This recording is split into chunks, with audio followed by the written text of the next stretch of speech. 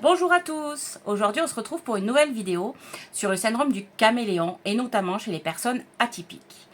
Alors ce syndrome il touche tout le monde, mais plus particulièrement les personnes atypiques.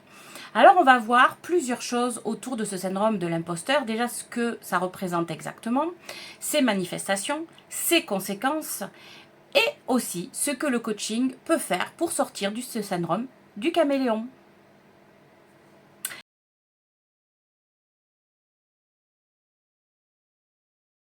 Le syndrome du caméléon, c'est cette tendance qu'ont certaines personnes, et notamment les personnes atypiques, de s'adapter de manière extrême à son environnement, comme le caméléon qui prend la couleur des choses qui l'entourent.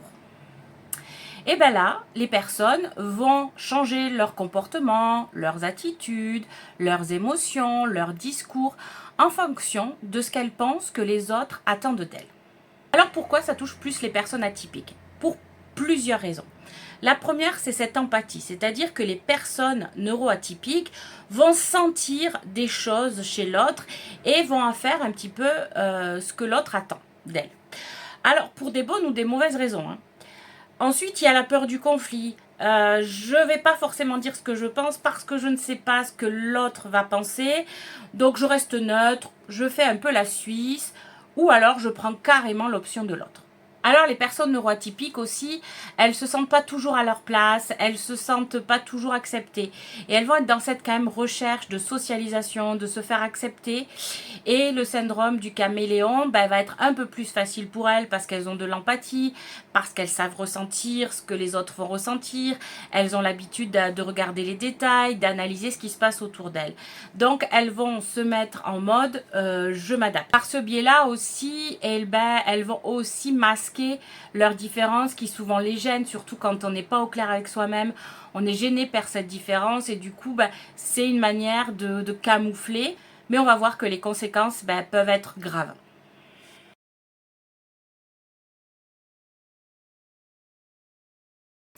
Le syndrome du caméléon va avoir plusieurs manifestations.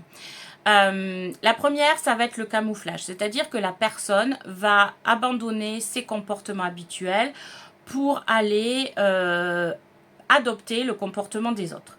Alors quand je parle de comportement, ça va être les attitudes, ça va être les opinions, ça va être les émotions. C'est-à-dire qu'elle va s'oublier, elle va oublier qu'elle est différente et va faire comme si elle était tout le monde. Pour faire ça, elle va se servir d'une hypervigilance sociale qui elle-même se sert des atouts des personnes atypiques, l'observation, l'analyse, l'empathie. Elle va se servir de ces forces-là pour aller voir tout ce qui se passe dans la pièce et s'adapter avec ce qu'elle pense qu'on attend d'elle.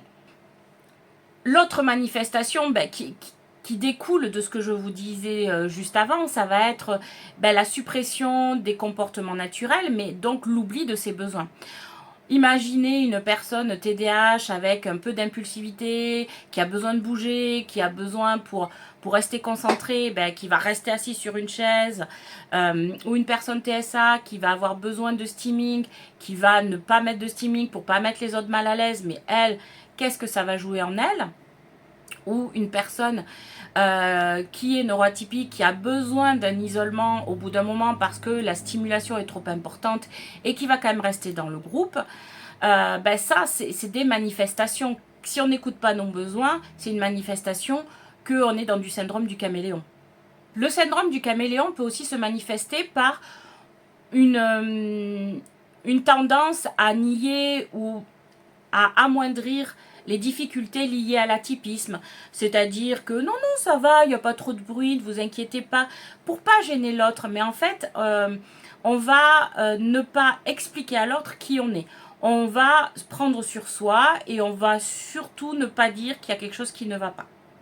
On ne veut pas déranger à ce moment-là. Quand on est dans le syndrome du caméléon, on ne veut pas déranger. Donc, on va nier face à l'autre. Pas en soi-même, pas forcément. Des fois, on peut se le nier en soi-même, mais face à l'autre, on va nier et on va dire que tout va bien. L'autre manifestation, c'est que la personne ne va pas se comporter de la même manière si elle est avec telle ou telle autre personne. Donc, il va y avoir une incohérence sociale qui va peut-être se voir et elle va avoir pour conséquence l'isolement. Parce que si on s'adapte aux personnes qu'on a en face, Ça veut dire qu'on a des personnes différentes, qu'on va avoir des comportements différents, et donc que soi-même, on va avoir des comportements différents en fonction des personnes qui sont autour de nous. Donc ça va être incohérent. En résumé, le syndrome du caméléon va s'exprimer par du camouflage de ses besoins, de qui on est, par une hypervigilance sociale, par un oubli de qui on est pour être accepté par le plus grand nombre, et par une incohérence sociale.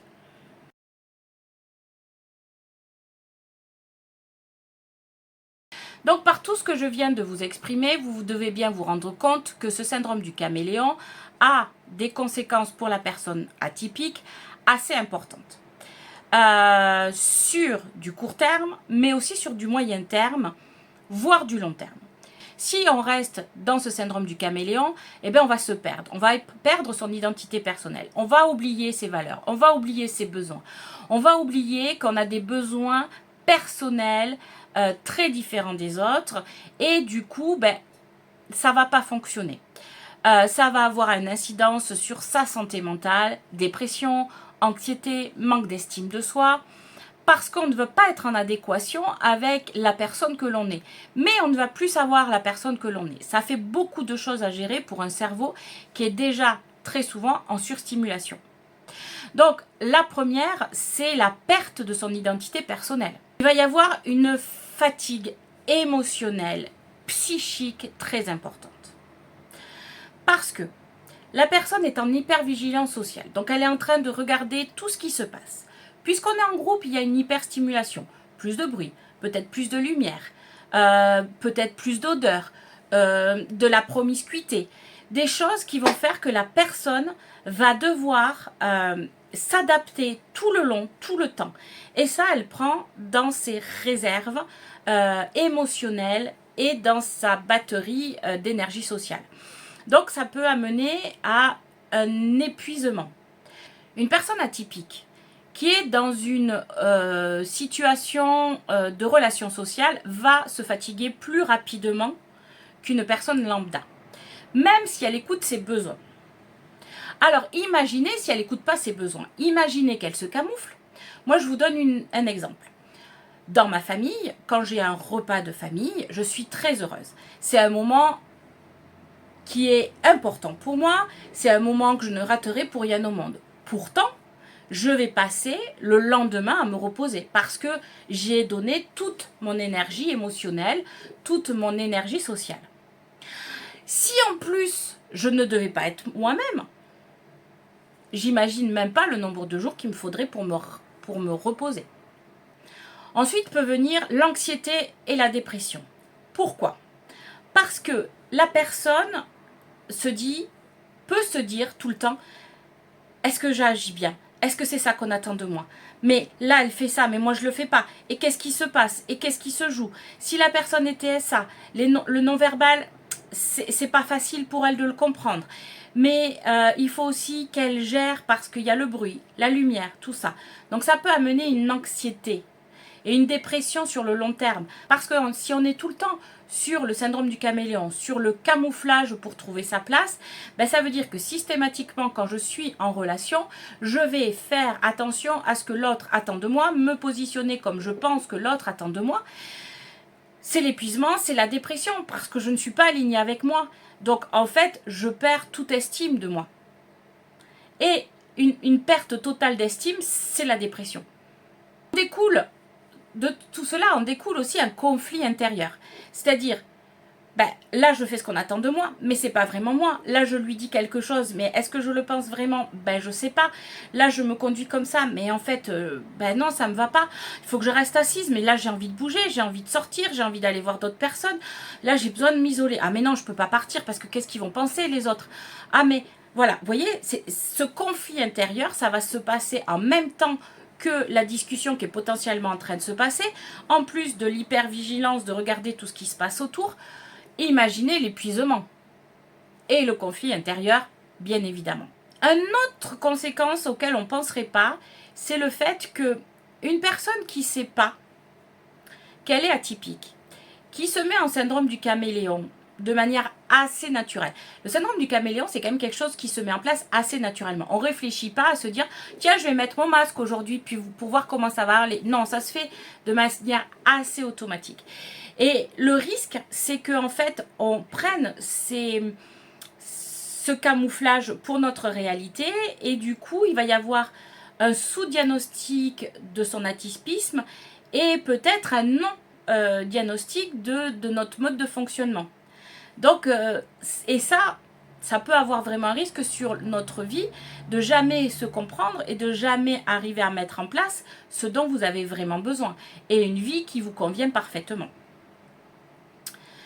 L'autre conséquence, ça va être l'isolement social.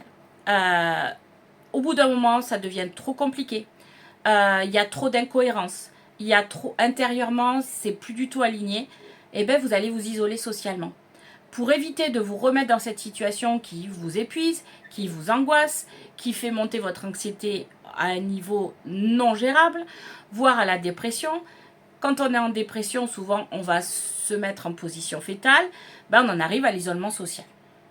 Donc, vous voyez que toutes les conséquences de ce syndrome de l'imposteur sont quand même relativement importantes pour votre bien-être, pour votre santé mentale et physique. Alors là, je vous ai fait un tableau un petit peu négatif, compliqué, mais il y a des solutions pour en sortir. Et oui. Et une des solutions, c'est le coaching.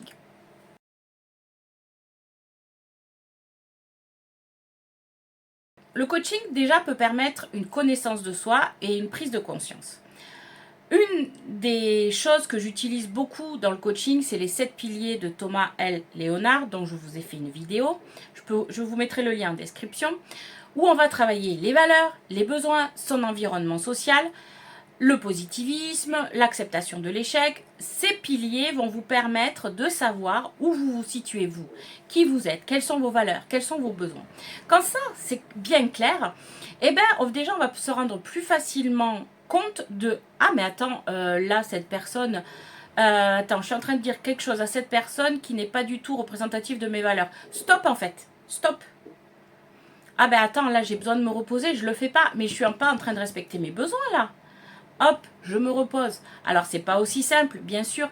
Mais déjà, quand on a la conscience de ce qu'on a besoin, de qui on est, on va plus facilement pouvoir l'expliquer à l'autre, déjà. Et prendre conscience que là, on a un besoin qui n'est pas... auquel on ne répond pas. Ce travail-là va permettre de reconquérir son identité. Qu'est-ce que j'aime, qu'est-ce que j'aime pas, qu'est-ce que j'ai besoin, qu'est-ce que je n'ai pas besoin. D'aller à la rencontre de qui vous êtes profondément. Et de se rendre compte que vous n'êtes pas plus mal ou pas moins bien que quelqu'un d'autre. Tout le monde a sa place dans cette société. Après, il faut l'assumer. C'est vrai que nous sommes des personnes atypiques, donc une minorité dans une majorité. C'est pas toujours évident d'aller dire non, mais en fait, moi je peux pas, là, je suis fatiguée. Actuellement, je coach quelqu'un qui fait des spectacles et après le spectacle, le rythme, c'est d'aller boire un verre tous ensemble et elle a du mal à faire comprendre qu'elle, non, elle va dormir parce que là, il faut qu'elle récupère de l'énergie parce que potentiellement, le lendemain, il y a encore spectacle et que si elle sort, c'est foutu. Elle n'aura pas l'énergie pour remonter sur scène le lendemain. Alors que ce n'est pas la culture de son environnement de travail. Donc effectivement, ça demande une certaine force et une certaine acceptation de qui on est et une certaine assertivité. Dire oui, c'est comme ça. Oui, je sais, c'est pas l'habitude, mais bon, moi, mon habitude, c'est celle-là en fait, pour mon bien-être. Pour permettre cette assertivité, on va aller travailler l'estime de soi. On va aller permettre à la personne d'aller voir ses forces, ses faiblesses, d'aller apprécier qui elle est, et de dire oui, je suis comme ça, mais je suis aussi comme ça, et ça, c'est chouette, quoi. Le travail sur l'estime de soi, ça va aussi permettre d'aller poser des limites saines pour vous-même, qui sont pas contre les autres, mais qui sont pour vous. Plus vous allez être au clair avec tout ce qu'on vient de dire, plus vous allez pouvoir poser des limites, expliquer aux autres comment vous fonctionnez, et plus ça va se faire naturellement et simplement. Une autre chose que l'on peut faire en coaching pour sortir de ce syndrome du caméléon, c'est aussi le débriefing de situation. J'adore faire ça. C'est-à-dire qu'on prend une situation où vous savez que vous avez mis votre masque, votre camouflage pour essayer de trouver votre place, vous vous en êtes rendu compte, vous n'avez pas été à l'aise, vous n'avez pas eu ce que vous vouliez au final. Donc on va aller débriefer cette situation pour savoir ce que vous avez ressenti à ce moment-là, ce que vous avez fait, ce que vous n'avez pas fait. Et le but, c'est de se créer un peu une bible des compétences sociales et se dire qu'est-ce que j'aurais pu mettre en place à la place pour que ça soit authentique par rapport à la personne que je suis. Alors voilà, on vient de faire le tour d'horizon de ce qu'est le syndrome du caméléon. J'espère que cette vidéo vous a plu. Si c'est le cas, likez, partagez, commentez, abonnez-vous. Voilà, donc je vous souhaite une belle journée et je vous dis à bientôt.